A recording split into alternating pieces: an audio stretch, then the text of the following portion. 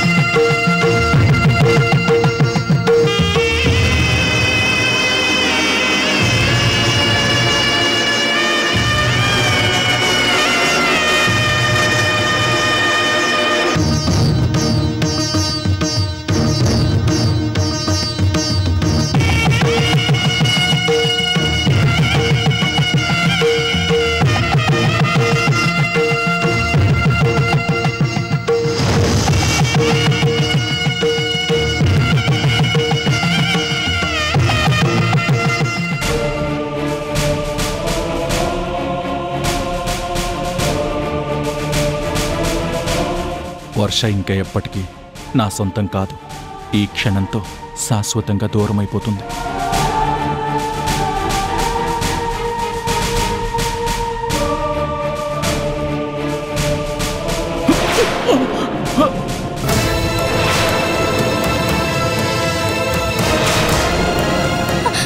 వంశీ,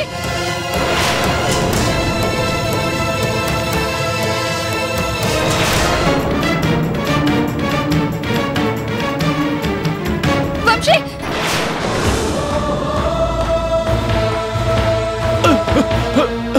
వంశీ, వంశీ, నీకేం కాలేదు కదా? నువ్వు బానే ఉన్నావు కదా? నీకేం దెబ్బ తగలలేదు కదా? మాట్లాడు వంశీ, నీకేం కాలేదు కదా? వంశీ, నీకేం కాలేదు కదా?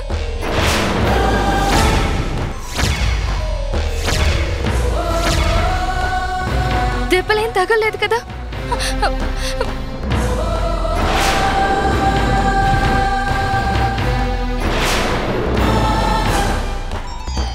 ఆ చెయ్యి వదలొద్దు వర్ష.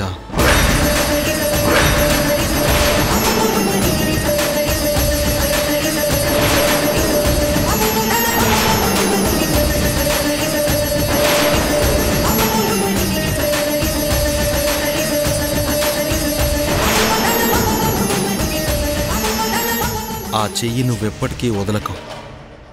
మీ ఇద్దరూ కలిసే ఉండాలి, కలిసే నడవాలి, కలిసే జీవించాలి. ఏం మాట్లాడుతున్నావు కళ్యాణ్? మేమిద్దరం కలిసి ఉండడం ఏంటి? మీ పెళ్లి జరగబోతుంది. మీరిద్దరూ ఒక్కటవ్వాలి. పొరపాటున నేను పడబోతుంటే తను నన్ను పట్టుకుంది, అంతే. ఇంకా ఎందుకు నటిస్తావు వంశీ? నువ్వు ప్రేమించిన వర్ష, నీతో జీవితాన్ని పంచుకోవాలనుకున్న వర్ష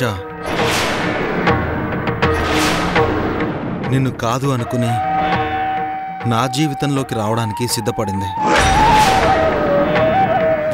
నీ ప్రేమని నువ్వు సమాధి చేసుకుని నువ్వే దగ్గరుండి మా పెళ్లి జరిపించాలని నిర్ణయించుకున్నావు.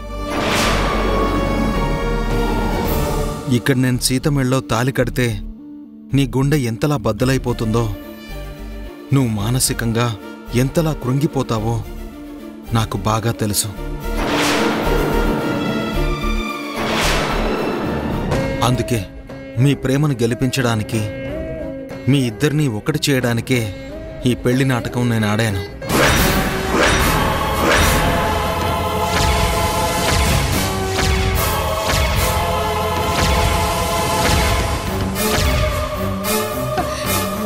నాటకం ఏంటి సార్?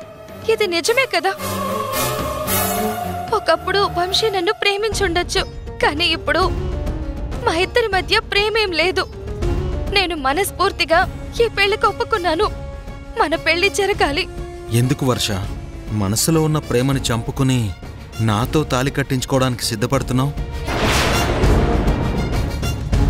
రెండు మనసులు కలిస్తేనే పెళ్లి జరగాలి. అప్పుడే అది నిజమైన పెళ్ళవుతుంది. ఆ జంట కలకాలం ఆనందంగా ఉంటారు. లేదు కళ్యాణ్, జరిగిన కథం గురించి ఇప్పుడు ఆలోచించొద్దు. జరగాల్సిన పెళ్లి గురించి ఆలోచిద్దాం ప్లీజ్. ఇంక నువ్వేం మాట్లాడొద్దు. మాట్లాడాలి. ఇప్పుడు నేనే మాట్లాడాలి. ఇన్ని రోజులుగా నేను మిమ్మల్ని పరీక్ష పెడుతూనే వస్తున్నాను. ప్రియా వర్షకి ఎంతో దగ్గరైంది. తను ఎప్పటికీ మా ఇంట్లో ఉంటే నా కూతురు ఆనందంగా ఉంటుందని నేను సీత మీద ఇష్టాన్ని పెంచుకున్నాను. తనని పెళ్లి చేసుకోవాలని నిర్ణయించుకున్నాను.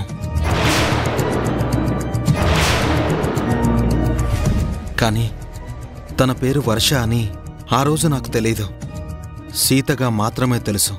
నేను ఇష్టపడుతున్న మనిషి, నువ్వు ప్రేమించిన మనిషి ఒక్కరే అన్న సంగతి నీకు తెలియక సీతకి నేను ఎలా దగ్గరవ్వాలో నువ్వే నాకు చెప్పావు. కానీ ఒకానొక సందర్భంలో నువ్వు ప్రేమించిన మనిషిని నేను పెళ్లి చేసుకోవాలని తెలిసినప్పుడు నువ్వు మౌనంగా బాధపడ్డావు. నీ మనసులో ఉన్న ప్రేమని నాకు చెప్పలేదు. ఆ ప్రేమ ఎప్పుడో సమాధైపోయింది కళ్యాణ్ గారు. చెప్పాను కదా, ఇప్పుడు మా ఇద్దరి మధ్య ఎలాంటి ప్రేమ లేదు అని. ప్రేమకి పుట్టుకే గానీ మరణం ఉండదు. మనం ఇష్టపడిన మనిషి మనకు దూరం అయిపోయినా తను వెళ్ళిపోయిందన్న బాధ ఉంటుందేమో గాని తన మీద ప్రేమ చచ్చిపోదు.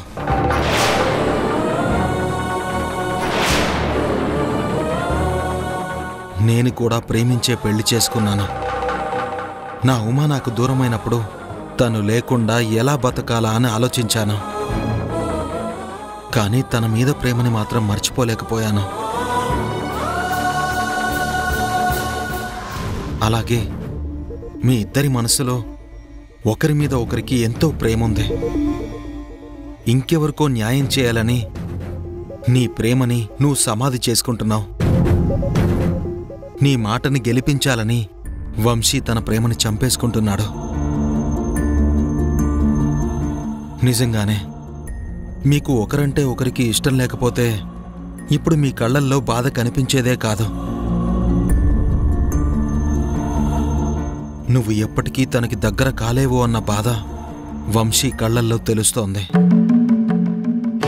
ప్రేమించిన వ్యక్తిని ఎదురుగా పెట్టుకుని ఎవరి జీవితాన్నో నిలబెట్టడం కోసం నువ్వు నాతో తాళి కట్టించుకుంటున్నావన్న బాధ నీ కళ్ళల్లో నాకు స్పష్టంగా కనిపిస్తోంది.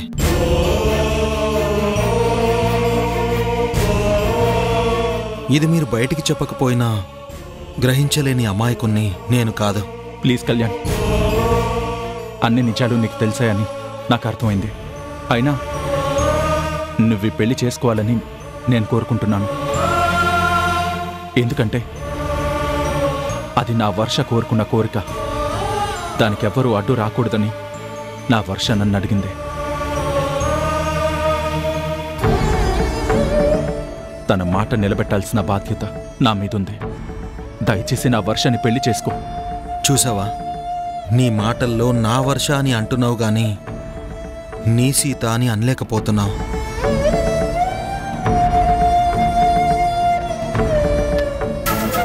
వర్ష నీది అని నీ మనసు చెప్తోంది. కానీ నాకు సొంతం చేయాలని నీ పెదాలే చెప్తున్నాయి. అవి అబద్ధం చెప్తున్నాయని మనందరికీ తెలుసు.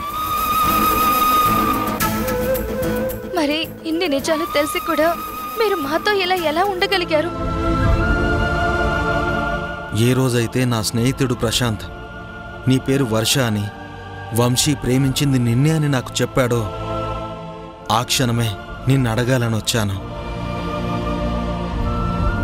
మమ్మల్ని ఎందుకు మోసం చేస్తున్నావని నిలదీయాలని వచ్చాను. కానీ అప్పుడు నువ్వు ప్రియతో మాట్లాడిన మాటలు విని నా కూతురికి తల్లి వస్తే సరిపోతుంది అనుకున్నాను. కానీ ఆ తర్వాత నాలో నేనే ఎన్నోసార్లు ఆలోచించుకున్నాను. నా స్వార్థం కోసం మీ ప్రేమని దూరం చేయాలని నేనే పంతం పట్టినట్టుగా బిహేవ్ చేశాను. అందుకే నా మాటలతో మిమ్మల్ని చిత్రహింసలు పెట్టాను. మీ ప్రేమ కోసం మీరు నన్ను ఎదిరిస్తారు అనుకున్నాను. కానీ మీరిద్దరూ అవన్నీ తట్టుకున్నారు. నేను ఎన్ని రకాలుగా మిమ్మల్ని ఇబ్బంది పెట్టినా మీరు సహనంతో భరించారు. అప్పటికీ వంశీకి నా మీద అనుమానం వచ్చింది. నాతో పెళ్లి జరిగితే నువ్వు బాధపడతావు అనుకున్నాడు. నన్ను నిలదీశాడు.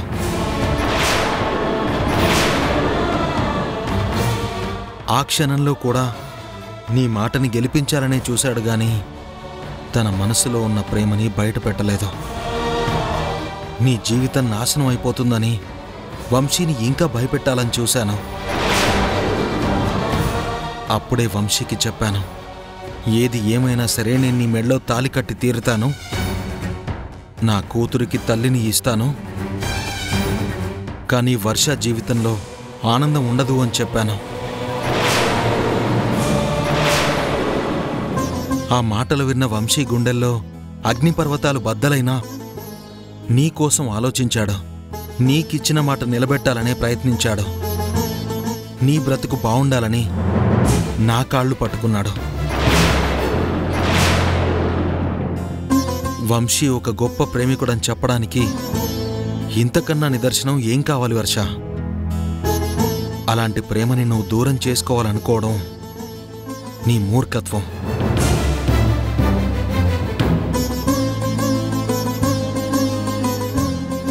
లేదండి, వంశీ ప్రేమని నేనెప్పుడూ తప్పు పట్టను. నాకన్నా ఎక్కువగా వంశీ నన్ను ప్రేమించాడని నాకు తెలుసు. అయినా సరే ఈ పెళ్లి జరిగి తీరాలి. వంశీ నాకు దూరమై తీరాలి. పిచ్చి పిచ్చిగా మాట్లాడకు వర్ష.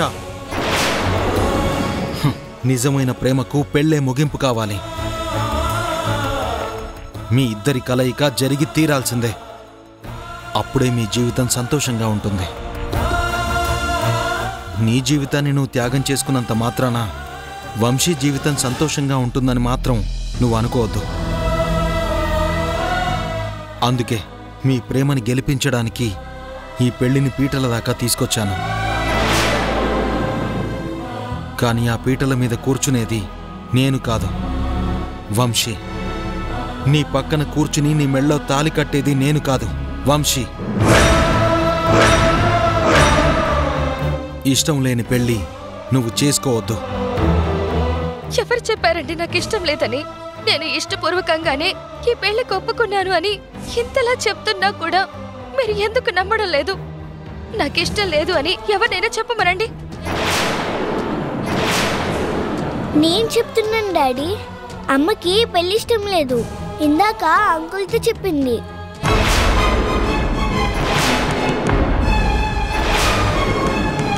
అమ్మకి పెళ్లి ఇష్టం లేదు డాడీ అని మీకు చెప్పడానికి నేను వస్తుంటే వంశీ అంకులే అమ్మకి మీకు పెళ్లి జరగాలని నాతో చెప్పి ఆపారు.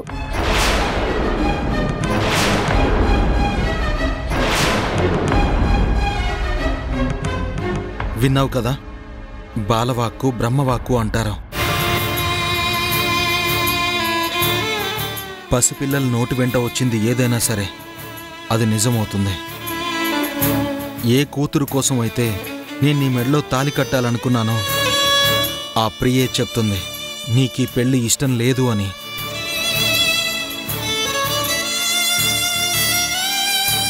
నా కూతురు గురించి ఆలోచించే నేను ఇప్పుడు నా కూతురు చెప్పాక కూడా నీ మెడలో తాళి ఎలా కడతాను? మీ ఇద్దరు పెళ్లి చేసుకోవాలని ఆ బ్రహ్మ రాసిన రాత. దాన్ని ఎవ్వరూ మార్చకూడదు.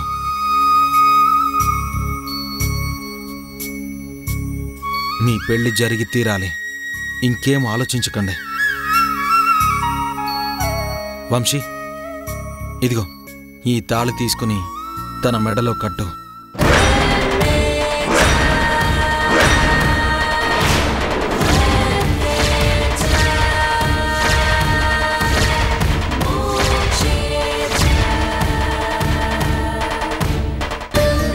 డాక్టర్ బాబు, నిజంగా మీరు దేవుడు.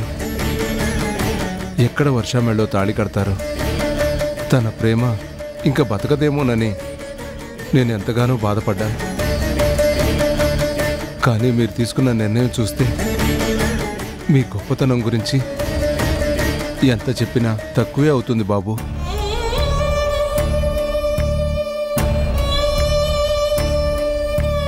చాలా మంచి నిర్ణయం తీసుకున్నావురా కళ్యాణ్. ఇన్ని రోజులు నువ్వెందుకు ఇలా ప్రవర్తిస్తున్నావు అని నేను చాలా బాధపడ్డాను. కానీ నీతో చెప్పలేదు. నీ కూతురు కోసం నువ్వు స్వార్థంతో ఆలోచించావు అనుకున్నాను. కానీ నీ ప్రవర్తనంతా వాళ్ళల్లో ఉన్న ప్రేమను బయటపెట్టడం కోసమే అని నేను తెలుసుకోలేకపోయానురా.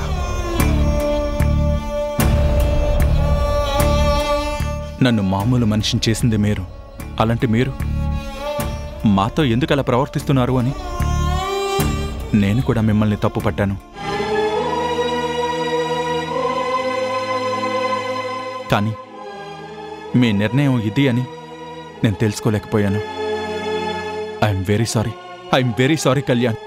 సీత మా ఇంటికొచ్చిన దగ్గర నుంచి నేను తనని గమనిస్తూనే ఉన్నాను. ఒకరి మీద అభిమానం పెంచుకోవడం, ఎవరికైనా కష్టం అంటే చలించిపోవడమే తప్ప ద్రోహం చేయడం అనేది తనకు తెలియదని నాకెప్పుడో తెలుసు. వంశీ, నువ్వు నాకు పరిచయం అయ్యాక నీ ప్రేమ గురించి నాకెంతో గొప్పగా చెప్పావు.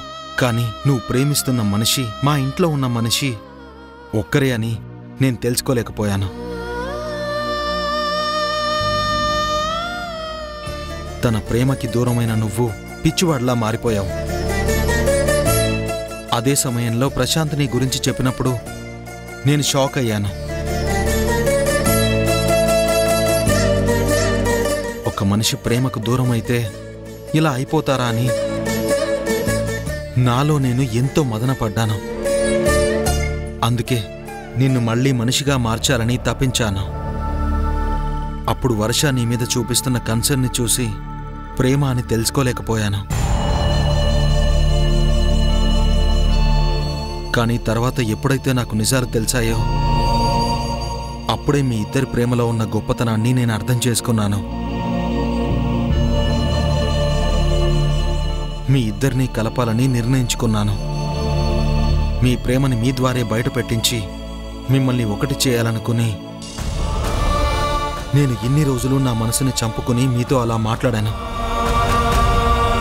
మిమ్మల్ని బాధ పెట్టినందుకు నేను క్షమాపణ చెప్తున్నాను.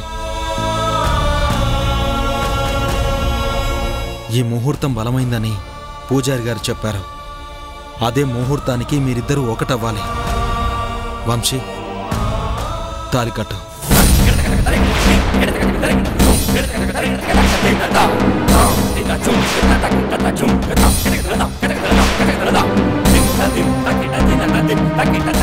ఏంటి కళ్యాణ్ గారు మీరు చేస్తున్న పని?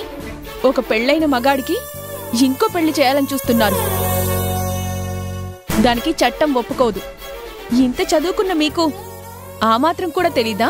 చూడు సమంత, వంశీ నీ మెడలో తాలి కట్టినా తన మనసులో నీ మీద అభిమానం లేదు. భర్త కట్టిన తాలి గుండెల మీద ఉన్నంత మాత్రాన భార్య అయిపోదు. ఆ భర్త గుండెల్లో స్థానం ఉన్నప్పుడే నిజమైన భార్యాభర్తల బంధం అవుతుంది. వంశీకి నీ మీద అలాంటి అభిమానం ఉందా? వంశీ గురించి నీ మనసులో ఎలాంటి అభిప్రాయం ఉందో నాకు బాగా తెలుసు. తను కట్టిన తాలి చూపించి ఆ ప్రేమని నువ్వు ఎగతాళి చేయలేవు. ఆ తాలికి విలువ లేదు. ఇప్పుడు కట్టబోయే తాలికి మాత్రమే విలువుంటుంది. ఇప్పుడు జరగబోయేదే నిజమైన పెళ్ళవుతుంది.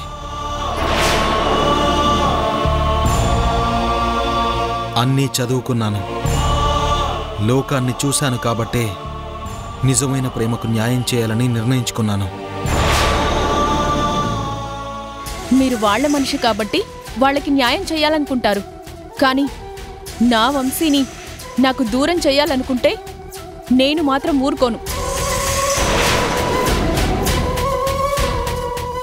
మీ ఇంటి నుంచి వంశీని ఎప్పుడో తీసుకువెళ్లాలని నేను నిర్ణయించుకున్నాను. మీ పెళ్లిలో తనని పంపిస్తానని మీరు నాకు మాటిచ్చారు. ఇప్పుడేమో తనకి వర్షకి పెళ్లి చేస్తానంటున్నారు. మీరు మాట మార్చినా నేను మార్చుకోను. వంశీ నావాడు, ఎప్పటికీ నావాడుగానే ఉంటాడు. వర్ష మెళ్ళో తాళి కట్టడు. ఆ మాట అనే హక్కు నీకు లేదు సమంత.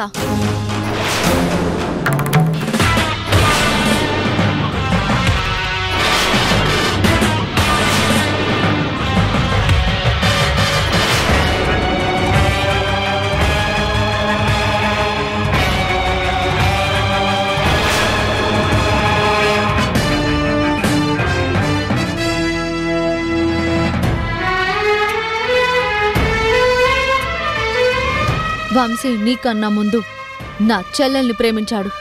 వాళ్ళిద్దరూ ఒకటవ్వాలని మేమందరం కోరుకున్నాం.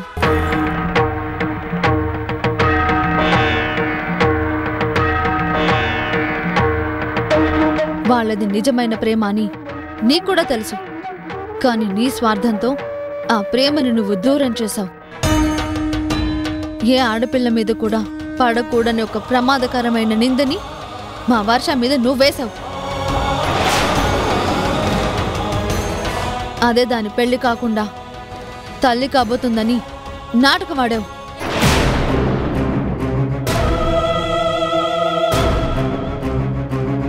ఆ మాట విన్నాక ఏ మగవాడు తట్టుకోలేడు. ఓహో, నువ్వు వచ్చావా? మీరందరూ ఒక్కటైపోయారా? ఎంతమంది ఎదురొచ్చినా ఎదురు నిలబడి మాట్లాడే ధైర్యం నా దగ్గరుంది. నా మెళ్ళో 3 ముళ్ళు వేసిన వంశీ ఈ జన్మకి నా సొంతమవుతాడు, కాని నీ చెల్లికి ఎప్పటికీ సొంతం కాడు. నేను కానివ్వను.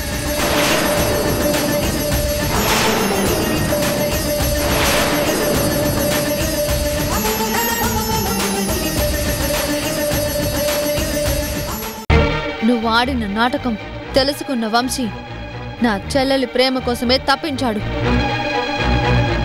నా చెల్లెలికి తను ప్రేమించిన వంశీతోనే పెళ్లి జరుగుతుంది. కాదు అని నువ్వు అడ్డు వచ్చావంటే కాళ్ళు చేతులు విరిచేస్తాను. ఏమనుకున్నావో? నా చెల్లెలికి మాత్రం అన్యాయం జరగనివ్వను.